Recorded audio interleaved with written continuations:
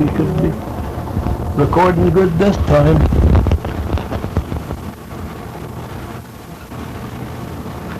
Let me just what to say, but anyway, here we come with the family tree of the Varneys, of the best that I can recall. I'll try to put it in a way that you might have a pretty good understanding of what it's all about and not get balled up on dates and people. And I'll put in about 3 generations here, I guess. It's about the best I can do to explain everything. In a way, the date was about 1860 something. About 1864, my mother was born, wasn't it? My mother was born in 1864, yeah, and I guess she married in 1881. And her first, she married George Varney, who originated from Vermont. And she lived in Fillmore County, Minnesota. He came there, and that's why they were united and married, I'd say in 1881 then, I guess. So I don't want to get it balled up here out of order, so we'll just put her 81, and that's pretty close. And they lived there, I guess, maybe not very long, few months maybe. And they decided to move to Wessington Springs, South Dakota. And that would have been long about in 18 somewhere back in there in the early 18s of after their marriage. 81, I suppose, the same year, or maybe the next year. So anyway, they moved to Wessington Springs and homesteaded there. And they had some farmland there that was pretty good. They plowed and got their farming in, and they got a big field of corn going, and they, along with it, had drought, but they did raise some pretty good crop of corn. The summer was dry and hot, though they didn't have moisture enough for anything to grow but corn, I guess. Anyway, the winter came along. Fall, it was hard, dry, and then all at once they commenced to get blizzard after blizzard, and snowed in and snowbound, and terrible winters was being recorded in that country at that time. And so they stayed that one winter. They stayed more than one winter, but that one winter they didn't know what to do. They were snow blocked and couldn't get out with a team nowhere, hardly very far. So they had a great big old crib full of corn, I guess, or a pile of corn piled up on the ground. And they'd dig that corn out of the snow and get the snow out of it and fill the heating stove and cook stove up with corn. And so they used corn for fuel, and they kept good and warm that year. They couldn't sell their corn anyway, or didn't have nothing to feed it to. So they used it for fuel, and it worked awful good. They survived the winter by having that fuel. And so they stayed. Next year was dry. I guess they raised some more corn is about all. And so they had learned to rely on corn for fuel. And they stayed a couple years, I guess, and that's where my oldest sister was born, Bertha. What year would that have been? I can't read good without my glasses here. Oh, I thought I put it big enough and here. So, anyway, 82. About 1882, somewhere along the latter part of the year, my oldest sister Bertha was born in South Dakota there. Well, they stayed another year or so, and I guess the next year, 83, Roy was born. So both of them was born there in South Dakota. Well, they struggled and strived and kept trying to go. Yeah, thank you.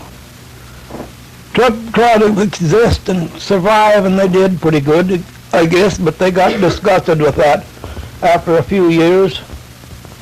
and they moved back to Wisconsin about 1885, I'd say, and that's where Myrtle was born then.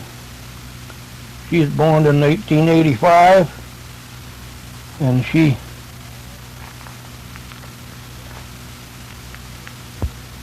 grew up and lived there in the country, and the rest of us, and then came my brother Earl in 1888, born there in Neilsville, Wisconsin. That's where we moved back to, and they got a timber claim there. And then Ethel came along, 1894, and John 1896, and Aaron in 1900, and Lily in 1901, and Lloyd in 1903. And that's why the rest of us all born there in Neilsville.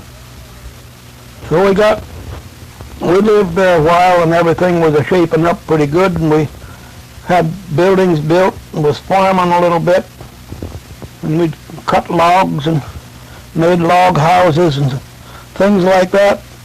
Kind of got on our feet then, was considered in a way, I guess, citizens of the country finally.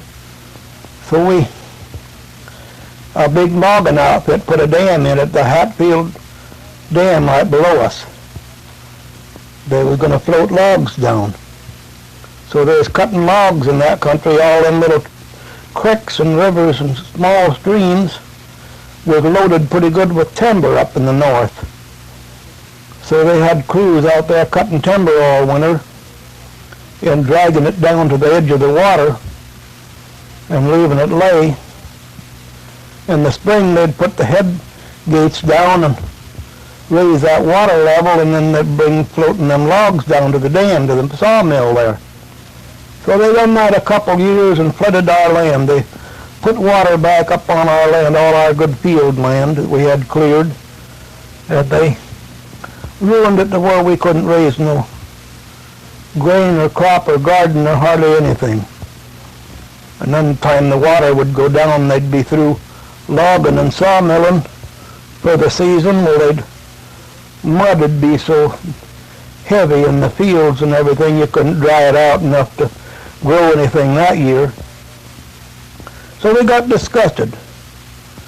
In 1906, that's 3 years, 1910, I mean, that was 7 years later. We had been there 7 years, I guess, after I was born. And we just, my 1903, yeah, my father died 3 months before I was born.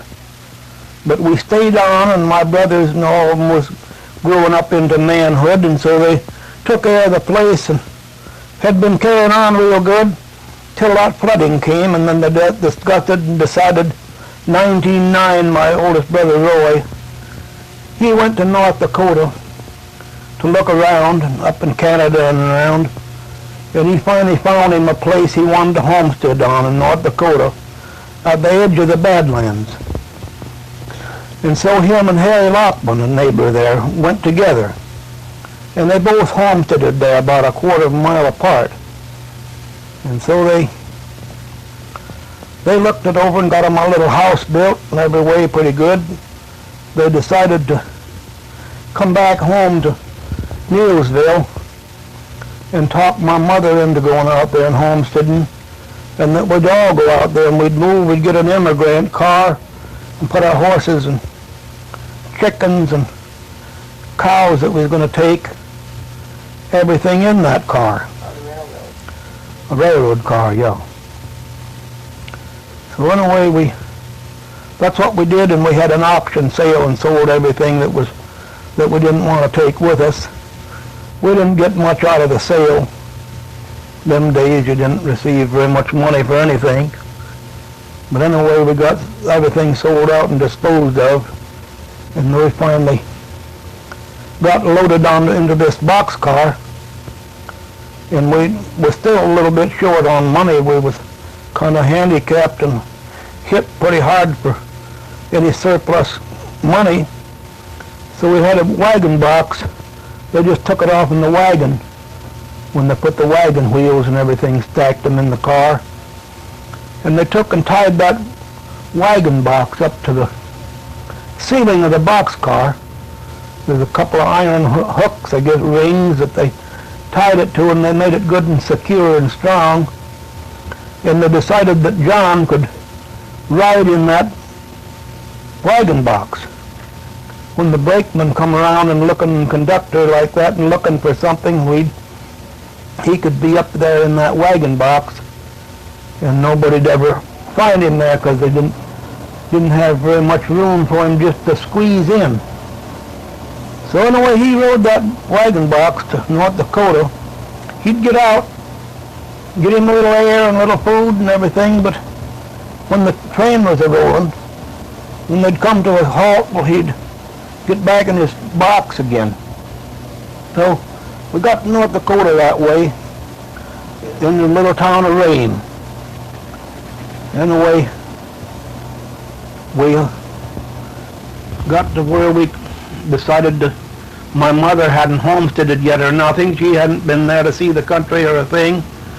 So we stayed in Rame a couple of days and went out on the Duckhorn Ranch and stayed for about a week, I guess, while they was getting Roy's house kind of prepared to see if we couldn't put some beds in it and a few things. And some of us stayed over to Harry Lockman's for a few days there, for a month or so, I guess, till we could get my mother's house started. Mother, then she found a piece of land that she liked. Brother had it kind of halfway picked out, so she decided to homestead on it. So it was over kind of on a hillside, and they dug in the bank and got a kind of a dugout for the kitchen and dining room. And then they took and built 2 more stories on top of it, right straight up. All them days we didn't know nothing about building, and we'd never been west, and what building we done in the east among the where the timber country was and everything. We didn't have no severe winds hardly ever. But anyway, we got this house built at my mother's, and they put tie paper and lath. Well, the lumber we bought them days, see, was green, and it was freshly sawed, and it'd dry out and it'd gap. You could put your fingers between the boards. So put tar paper and lath over the sides, and they didn't know anything else to do with the roof but do the same. They'd get up there and put a lath on each side of the seam and hold the paper down, and they'd tack it down pretty good with shingle nails, and it done pretty good for a day or two till a hard wind come up, and we had quite a bit of that in North Dakota. A hard wind would come up, and it'd catch in under a piece of that paper, and zip, it'd tear clear across the roof. A piece of it would come off. Well, then that night maybe we'd get a rain, and you'd go to bed, and the bed would just get soaked with water where it had dripped through that leaky roof. Well, we put up with that just about all summer.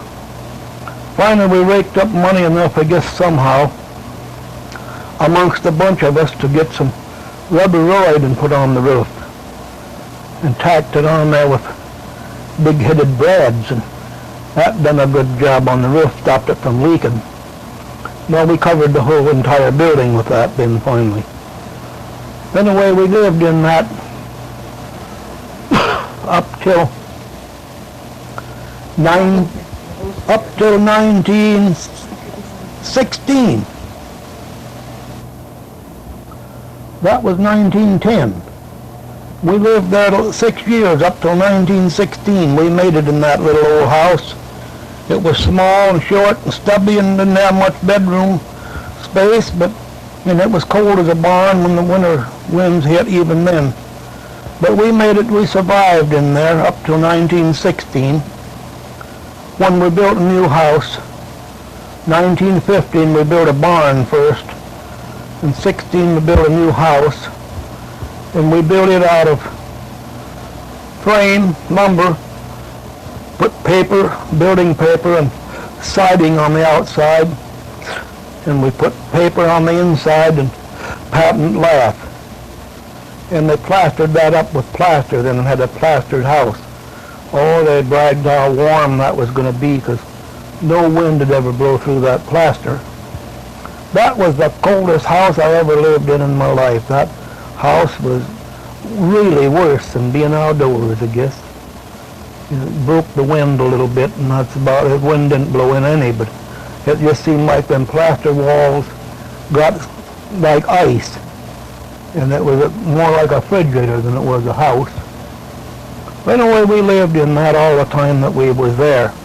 All the time we stayed in North Dakota, we lived in that. It was a good-looking house. We had it built nice and well, good foundation under it.